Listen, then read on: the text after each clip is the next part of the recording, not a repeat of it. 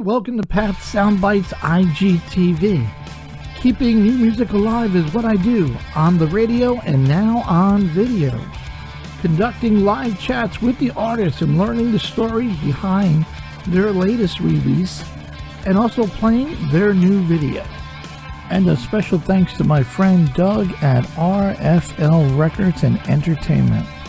RFL Records and Entertainment is a hard rock and heavy metal record label launched in 2016. The label operates on the concept that great music is only great if it can be heard, and they strive to do just that. You can contact Doug via email at doug@rflrecords.com. Special thanks today to my sponsor Gogo Tuners. For all guitar players looking for a focus on ease of use, readability, durability, and accuracy, look no further. The Gogo Tuner is the choice of many touring professionals and a favorite of casual players. Gogo's signature green you're in and red you're out screen makes tuning quick and easy. For more information, go to the website at gogotuners.com. Special thanks to WBXO Classic Rock Radio Redefined, allowing me to keep new music alive on the radio airways on the Pat Show every Sunday from 5 to 8 Eastern Standard Time. Only on WBXO Classic Rock Redefined. And a big thank you to Mr. Evan Balzer for allowing me to use his amazing instrumental that you're hearing right now. It's called Trails. To find out more incredible music by Evan, go to his website at evanbalzer.com. And my special guest today, he's the drummer of the rock band Mojo Alice, Morpheus Tilley, and they're out of New Zealand. And they got a great album that's going to be re-released on July 9th on RFL Records called Liquid Sin. 9 original high energy, high tempo, great rock and roll in your face. We're going to talk to Morpheus about the band, the name, the bandmates, this great album. We're going to play the video for the track called Dirty Mary and a whole lot more right here on Pat Soundbytes IGTV. Hey, live on Pat Soundbytes IGTV, rocking the world. Keeping new music alive on the radio and on video here in New York. And I got a rocker in New Zealand in the house. Holy crap, do we go worldwide? Man, I was supposed to go to Australia for my honeymoon. Well, there's always a chance to still do that. Morpheus Tilley of the great rock band Mojo Alice in the house. How are you, Pat? Morpheus? Real good, actually. Thank you very much. Awesome. Oh my God. So it's Wednesday your time, Tuesday my time. Can you give me the lottery, the 6 numbers for Lotto, so I can play them later and maybe win? Does that work? That's what I was asked the other day, actually. Yeah, I had another interview the other day, and that's exactly what they asked me. Look, I'd be playing too if I could do that, Pat. Well, Mojo Alice is, oh my God, the minute I got a copy of your track, Liquid Sin, which is right behind me, burling up here. 9 tracks of original killer, high in your face energy music. I gotta say, Morpheus, listening to the music with a headset on and even cranking it up does no justice. Your band is such a live band. You got to be there to really take it all in. That's what I said to Doug and some of the refs at the label. And I said, my goodness. And I fell in love with watching the videos that you guys have put up. Talk to me before we get into the band. Talk to me how you found your love of music, Morpheus. How did you? I know you're the drummer of the band. I might think you're one of the lead songwriters, but take me back to where did you find the love of the music? Was it in family or growing up? Go ahead. Yeah, my very first memory actually was the theme from Shaft by Isaac Hayes. That's what. Wow. That song. That's a groove of a song, right? Yeah, and the Beatles' "Hey Jude," I think that was because I was only young then, but I remember those two tracks being real big, and that sort of got me hooked. But I've always loved music, and got into the drums sort of in my late teens, and just took it from there. Just joined a band, and when I was about 20, and there's been no looking back. So it wasn't like you went to school, you started at 5 and played in a band in school and took lessons. You went right when you got out of school, pretty much. Yeah, well, I think my parents were very sports orientated, and that's what they wanted us to do. But I think they knew I could play, but they didn't want the noise in the house. So once I sort of got into my late teens, I just said, "Oh, I'm getting a drum kit," and they rolled with it. I mean, it's noisy as hell, and someone learning to play drums is noisy, but they supported me with it. Very cool. Are you one of the lead songwriters for the band? We actually all write equally. We jam in our little studio. So musically, we all take part in that process. Really collaborative. And then Jem writes the lyrics. She's the vocalist, so she writes the lyrics. So we've all got equal share in the songwriting. Well, while you mention her, let's just go over all the bandmates. Yep. Jem, it's Jem, right? Morpheus. That's right. Yep. Oh my goodness! This barefoot and stomping Janis Joplin, Bon Scott, screaming, "Holy boy, does she got a rage!" Wow. Yeah. She's awesome. She's just got it all there, hasn't she? Unbelievable. That's just it. It's such a live band. And I don't say that for everybody. I mean, you always want to see live music, but your tracks is just all boom, live. Who else is in the band? I know you got Maddie, I want to say. Yeah, Maddie Ray's on the bass, and then we've got Brody on guitar. So it's, guitar, bass, and drums with the lead singer, the classic sort of 4-piece lineup. Where did you come up with the name Mojo Alice? Well, we're all blues lovers, so the Mojo, that's where that's from, and you can hear the blues in our songwriting. The Alice is from Mojo, from Alice in Wonderland, the actual story, and all the themes, the dark themes that run through that. Kind of that's where we're about, Before I go further into it, I should have asked you, how's everything going for yourself, your family, dealing with this whole COVID pandemic? What's going on in New Zealand? Things are starting to open up here in New York. No more masks, no more social distancing. How's it going for you guys out there?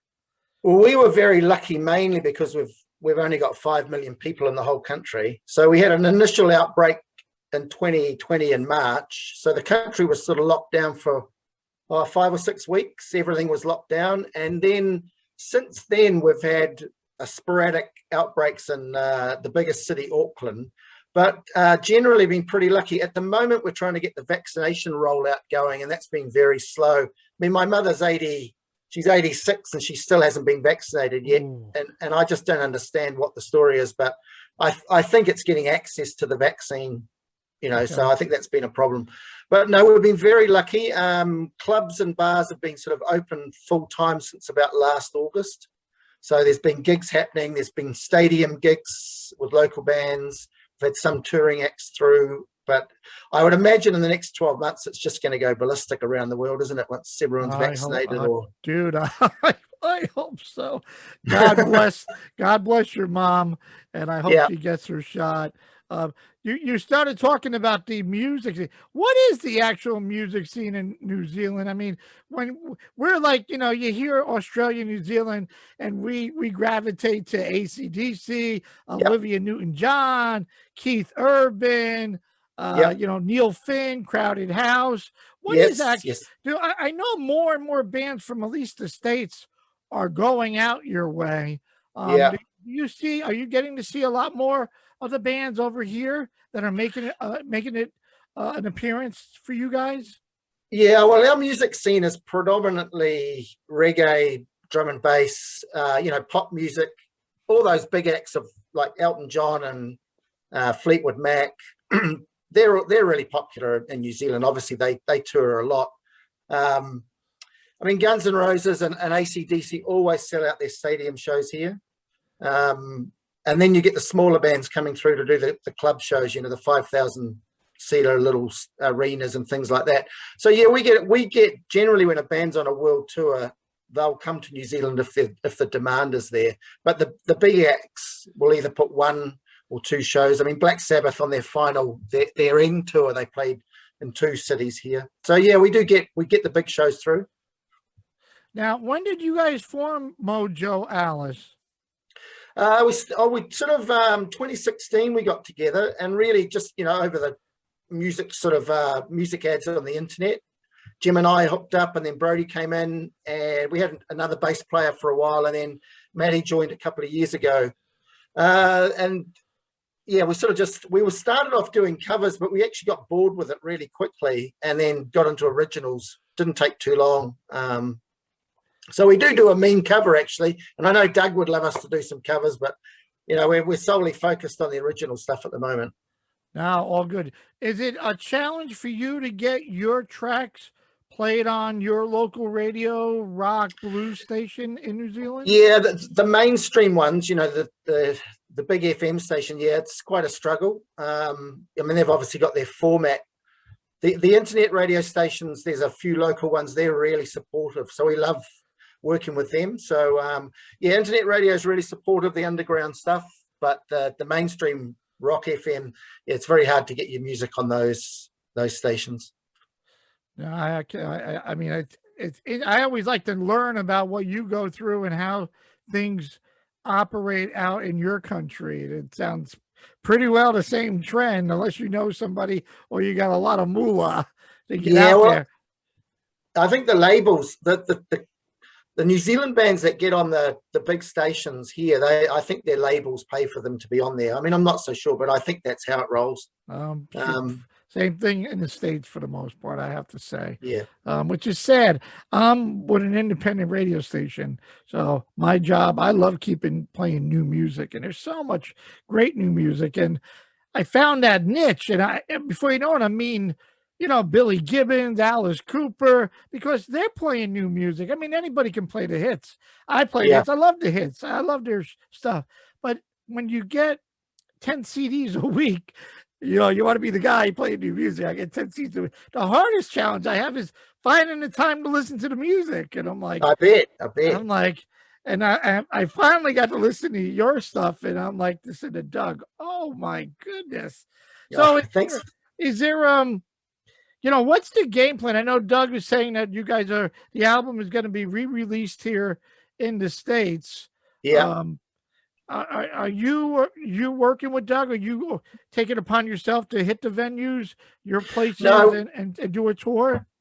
We signed with RFL, probably 3 months ago now. So Doug, yeah, we work closely with Doug. I mean, it's pretty much 24/7 with Doug and John. So John wanted to put the Liquid Sin album out because we recorded that a couple of years ago ourselves and got it mixed and mastered in New Zealand. But obviously we didn't have a lot of money. So John felt it was a strong album and wanted to put it out as a taster. So Jeff Westlake, he's remixed and remastered it and given it a sonic overhaul. And I mean, it kicks ass now. It's just, oh my God. He's done a stunning job on it. Well, your opener in my head, if that doesn't kick ass, the vocals, the drums, the guitar riff, I mean, it's just a great, great opener. Do you open the show with that? Yeah, we do actually. Yeah, we've done. Yeah, it is our opening track. I don't know whether it'll. I mean, at some point we'll probably want to change it, but it's the one that we love hitting out. It's really on your face, isn't it? Oh my goodness. Do you get a chance to sell out the venues that you got a good name, that you got a big following in New Zealand? It's really difficult for us because rock is not the huge thing in New Zealand. So you've got to build your crowd, and there's a lot of bands coming through of different, professional levels. So people get a little bit blasé, and it's pretty hard to get them along to watch bands. There's so many little bands coming through every week. So what we generally do is play with other bands in a package, other, strong bands. So yeah, we can, some of the venues can be quite packed out. Sometimes you hope they're going to be, and they're not so much. It's the same for every band, I guess. So we do a lot of club gigs. But at the moment we've put the live thing on hold while we get our new album written, because that's our sole focus at the moment. Is blues a big genre? You mentioned reggae. Yeah. How does like a blues person try to make it out there? Oh, there's blues clubs in sort of every city, and I guess it's not as strong as you would want it to be. And I mean, that's why I think we've got a bit of a niche in the market.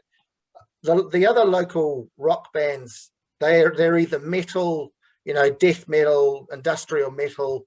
What does Doug call it? The Cookie Monster vocal metal, that sort of stuff. There's not any bands that play sort of the straight rock blues like us, and that's just naturally who we are. We can't really do anything else. We get together and jam, and that's what comes out. Oh my goodness! I mean, you got the whole entire package. In My Head is a great opener. Then you get into Not That Into You, and it's real heavy metal sound. Master Into Lovin' has got that blues rock, and her scream my name. I'm like, oh my God. I could just be there on a live show hearing people screaming her name, Jim, or Mojo Alice. Liquid Sin is another one. It's a great audience track to get the audience involved and clap and all that. I mean, the Ace, so high energy. I mean, there's not a ballad on this on Liquid Sin. We're not a soppy band, Pat. That's the thing. We've tried to do ballads. It's just not us. No. We're four pretty down to earth characters. Well, you just proved that you don't need a ballad. I always ask when you put the tracks together, did you put them in the order that you wanted the listener to, like, when they get in the car, they crank it up and it followed this path and journey? Yeah, we took a lot of time to get the sequencing right. Actually, we all had a go at it, and then we got together and chose the best sequence, really. So the four of us all put together different patterns that we wanted the songs in. But most of the time people have got it on shuffle these days, and it doesn't actually matter when you listen to it in the shuffle. It still kicks ass from start to finish. Now, I like to close my eyes and try to get the message and listen to the lyrics and the stories, or get in the car and just crank it up and it just goes. And this is great because it just goes. Probably get a speeding ticket next week, but it is what it is. And then you end with The Creature, and boy, is that an end song. Oh my goodness. That's a bit of a monster of song. Talk to me. So you guys, were you able to record together in a recording studio, and everybody brings in a riff, or you said Jem writes the lyrics? Yeah, pretty much. When we write, we work on the riff and develop that into the song arrangement. And, Jem sits there and listens, and then she'll go away and actually write the lyrics for the song. She likes to have the topic first. That helps her really focus on what she wants to write. So when we recorded it, we actually recorded it ourselves. We bought all the gear, and Jem's husband's a builder. He built a soundproof vocal booth in our little garage that we rehearse in. Well, it's a big garage. So we were able to get really clean tracks mostly. And most of it's live. I mean, I think Master 11, apart from the vocal track, was pretty much the first take. The others were sort of third or fourth takes, but we wanted to capture that energy of a live show. And we want our music to, when you listen to it on an album, it transposes well to a live setting, so there's not too much difference. You hit it out of the park. You achieved that, my friend. Real easy. Oh, thank you. Yeah, I mean, I understand that, because as the vocalist, she's got to show the emotion. She's got to sell it. And boy, watching the videos, boy, does she come through that. She knows how she's getting it out there. With the songwriting, Morpheus, is it therapeutic for you guys? Ideas, relationships? Was there a concept behind the songs that you were trying to achieve? No, those songs, we wrote 12 songs, and those were the best 9. There's 3 that we didn't put on the record. We didn't feel they fit very well. So we were aiming for a 40-minute album and ended up sort of close to it. I like that sort of old school sort of, when the vinyl albums are 40 minutes, 42 minutes. for me, I think anything longer than that, I personally start to lose interest. That's just me. So we're aiming for the 40-minute mark. But yeah, really, it's about getting the quality of the songs. We're quite particular about making sure that the verse and the chorus and the bridge or the middle eight, whatever, goes really well together, and it's not just like a patchwork. It's got to mold really well together. So we take a lot of time on that. Well, what Doug forwarded to me is very polished, well produced, and mixed. The songs, the product stands up by itself, all original.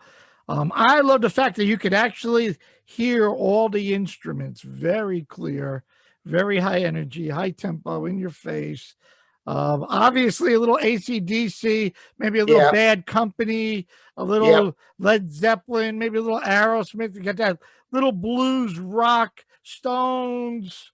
It's just not all rock. You get that. There's that bluesy rock groove to it. Yeah, I felt. The groove is the thing for us. That's the main thing. We all love music that grooves, and so and all of us got different tastes. I mean, I'm an old school Zeppelin, Sabbath, Lynyrd Skynyrd, Deep Purple fan, really. AC/DC, where the boys are into Pantera and Lamb of God. Oh wow! So they bring in a whole metal perspective. Yeah, and that's where I think you get that the guitar sounds quite metally, but you've got the sort of bluesy groove, and then because we all love AC/DC and the big bands, Guns N' Roses, all those. That's a meeting there. But then Jem brings in a sort of a Joan Jett. She's a real Meatloaf fan too. She loves Meatloaf's albums, so it kind of just molds in really nicely. That's what you get. It's a great blend when you put it in a blender and you punch out Liquid Sin. I'm like, Liquid Sin, we were talking like too much little alcohol. Yeah, that's end of the week, isn't it? Getting over your week at work. Well, then you got to track Mr. J. I didn't know if you were talking Mr. Jimi Hendrix or Mr. J. No, that song's about Robert Johnson. If you okay. Yeah. And the Channeling the Aces tribute to Lemmy, that's the one that sounds a bit like Motorhead. When we jammed on it, we thought, this sounds like Motorhead. And then we thought, well, it been dead 2 or 3 years. We thought, why don't we do a tribute song? So if you listen carefully, you can hear a lot of Motorhead references through the lyrics. And Dirty Mary, talk to me about Dirty Mary. We're going to play the video of Dirty Mary. Yeah, well, Dirty Mary is an unusual song. We were taking part in a Battle of the Bands competition, and we needed more material. So I threw that I patched that together from a bunch of jams, and then it's only one of the times that I've written lyrics because we needed the song, and I just presented the song and said, will this do? And everyone goes, oh yeah, that'll do, we'll work on that. But it's really developed from those days. We've been playing it for a couple of years. It's about that classic old road movie, Dirty Mary, Crazy Larry, from the mid-70s. And I'd watched it on a long haul flight just before I'd been on holiday, and I was coming back from Shanghai, and it was on the plane. So I watched it, and then it was only a week later I sort of listened to the music, and I thought that sounds like a chase, a car chase sort of. So I just put the lyrics to it. But yeah, so Jim's changed it a little bit, but that's pretty much how it was. So that song's based on that movie. Very cool. And then you got Drop Dead, and then you got The Creature. Boy, and you just woke up this animal when this thing comes alive. That guitar riff, I'm like, wow, who is this guy? You mentioned flights. I think it's like a 22-hour flight from the States to New Zealand. Is that if you get a direct, I'm sure you got to stop in London or Paris, and then it's let's see, it's probably about 14 hours, I think. From airport to airport, but it's a bloody long way, and you have to watch a lot of movies. What do we have to do to get you to open for AC/DC? Is there any? Do you have any connections or know anybody with Angus and any of the band members? No, no, we don't. They're real loyal guys. So when they came through the last 2 tours, they've pretty much used the same bands to open their gigs up here.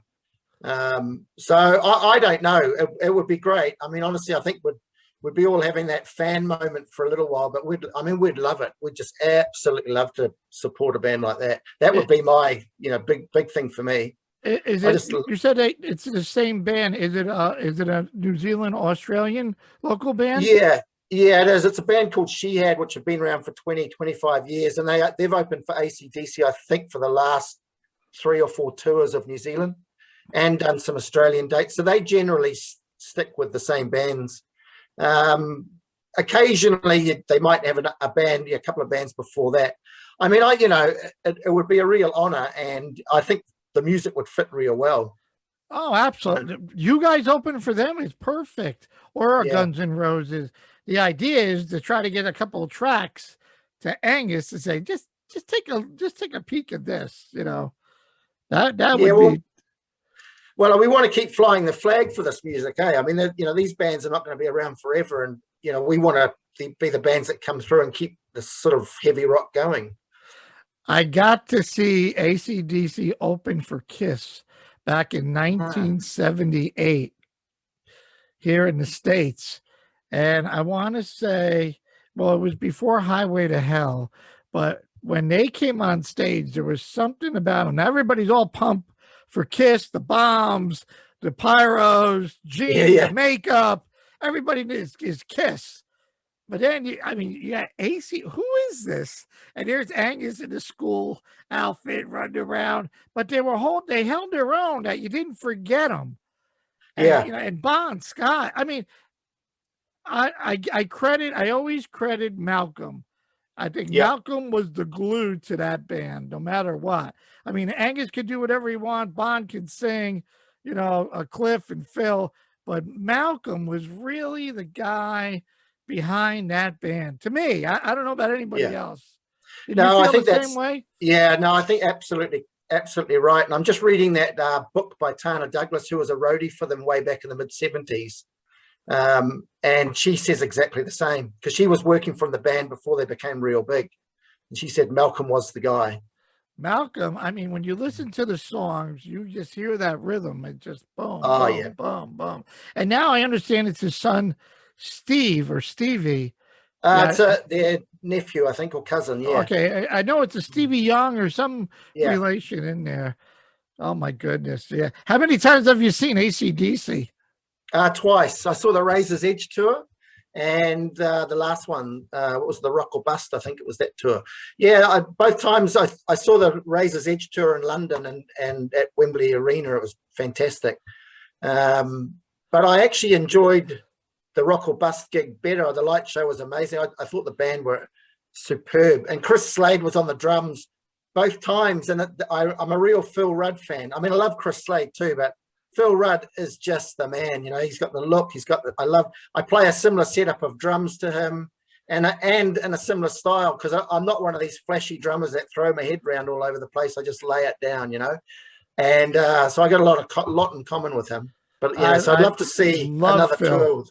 Yeah. And Chris was with the Firm, I want to say. Yeah. I remember the Firm. Yeah, and he was Gary Moore before that, I think, or after Gary that. Moore, yes. Yeah. Who was do you have besides Phil, a real favorite drummer that you like? I mean, was it Bonham back in the day, or Bill Ward, or?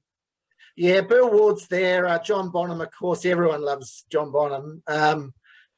Ian Pace. John Bonham and Ian Pace are my two. I mean, to me, they're both as strong as each other, and different, for different reasons. I mean, Ian Pace's snare work on Burn, and live, that guy is just amazing, even now. And I mean, Bonham live. What I do is I listen to a lot of old Zeppelin bootlegs on YouTube, and my goodness, how Bonham played like that in front of 20,000 people, that confidently is just unbelievable, the stuff he was doing.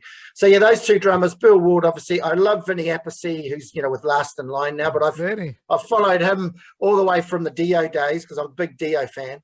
I just love his snare, hand and feet work, Real, so cool. Real heavy bottom, bottom. Yeah, and I love Mickey D, who was with Motorhead. I don't play double bass, or double kicks, but yeah, Cozzy Powell and Mickey D are my two favorite sort of double bass players. They're great drummers, those guys. I became friends with Carmine Appice, Vinny's brother. And Carmine got the stories. I mean, Led Zeppelin opened up for Vanilla Fudge. And That's John right, was just in love with Carmine's double bass. And I mean, Carmine plays with the sticks backwards. the fat end. Yeah. I should say, right, the fat end, hitting the drums, the fat, him and Vinny. And I go, he goes, it's just a thicker sound. And Yeah. I got to meet Vinny with Last in Line, and just a great bunch of guys, man. Man, oh man. What's the most important piece of a drum kit, Morpheus? The most important piece. I think your sticks, you've got to have some really good sticks and quality drum heads. That and the chair. Well, the chair, yeah. Comfortable chair. Yeah. Everybody goes, they look at me, go, well, it's Tom. I go, it's the chair, right? Yeah. Oh, yeah. Oh, I'm going. I got to meet Michael Cardelloni from Leonard Skinner. Oh, yeah. As a fan. And I'm actually interviewing Rick Allen tomorrow from Def Leppard. Cool. Rick and Michael are both artists, and they have incredible artwork on the drum head. So I'm interviewing Rick tomorrow. He's coming up from Florida up to Philadelphia for an art gallery. Right. But I said to Michael, as a fan, everybody wants to hear Freebird. But for him, he says it's a 15-minute marathon. So he said it's really, when you watch the video of Keith Moon back in the day, he's out of the chair. Yeah. He's hitting all over the guy would be in a chiropractor every day if you did 200 to 300 shows like they used to do. Well, that's right. Michael said it's the whole, he don't even have to move. Basically, if you got to bend over, he goes, something's wrong. You got to have the kit right there, and you can just hit everything without missing a beat. Exactly, and it's having things close by. But drummers have so many different setups, don't they? I like mine very simple, very very simple, and not too many cymbals. Michael, every tour he moves the snare to challenge him, so it's not complacent. So he becomes a better, which I thought was I'm not a musician, so I meet these people and I'm like, what? And he's like, yeah. He goes, if you do the same thing, he goes, I move it around, so now I got to test myself. I said, because some tours he has 2 bass drums, and other tours he has 1 bass drum. Yeah, I love Leonard Skinner. I think it's been brilliant. Obviously that terrible tragedy in 1977. But to keep the band going, and I know they've had a lot of criticism from people, it's just a tribute band. It isn't a tribute band. Gary Rosington is still there, and it's still pertinent, They put on great shows. They're an awesome band. Musically, they're just amazing. I met Artemis Pyle. Artemis has a band, and when you sit with him and and I hate to bring it up, the whole accident, but he has no problem talking about it. I think it's more therapeutic for him to be able to release it and share the story. And it's incredible. Yeah, it's not a tribute band when Gary's still there. And Ronnie does a great job. They all do a terrific job.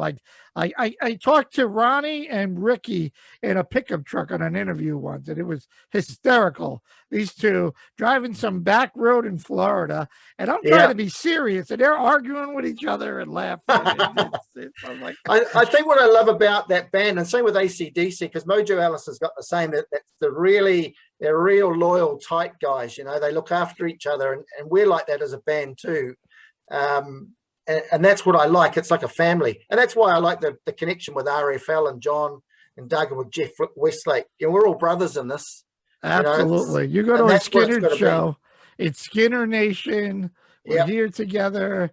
And, it's an hour and a half, 2-hour kick-ass. And you feel really, they praise the country, they praise the military, the veterans, they care, they want to take care of people. And it comes across in all the music that we love. My God, Morpheus, it's I could talk for hours. This is so cool to meet you, and looking forward to playing a bunch of your tracks on our rotation here in New York. We gotta you flew to London. You gotta put everybody in a plane and come to we gotta talk to Doug. We gotta get you here to play in the States. We're keen as well. As soon as we can, we're going to try and come over and do some shows. Absolutely. That is cool. You said before you're working on album number 2 to follow up to Liquid Sin. Yeah, we've just started pre-production with Jeff Westlake. So we're looking at, a 10-song album for number 2, and it's the music's similar, but it's more mature. It's more confident. We've been together longer, and we're really aiming to have another strong product. But it'll, sonically, it's going to be massive with Jeff behind us. He's a great guy to work with, and he's a bit of a hard case. He's a good sense of humor. Well, I hope you enjoyed the chat as much as I have, and you're always welcome to come back once you get the other album out, or if you got a tour coming on. You can I'd love to. You can tell everybody New York, Pat is playing Mojo Alice. I want everybody to go to RFL Records or go to mojoaliceband.com. They're on the website. They got a Facebook page.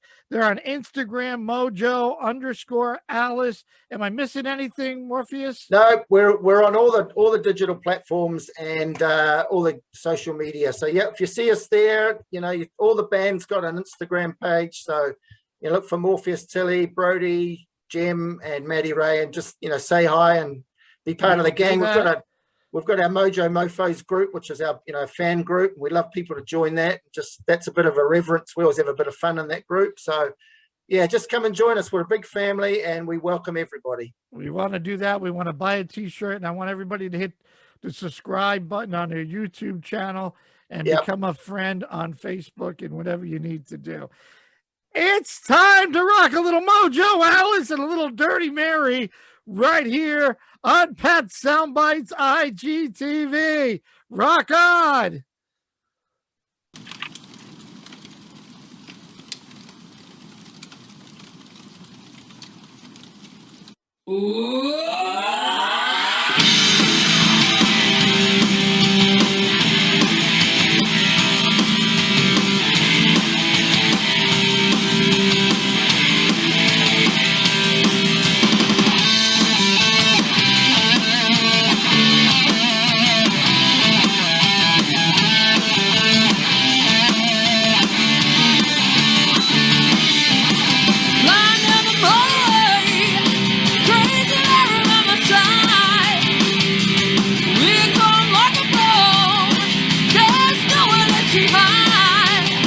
I got the 12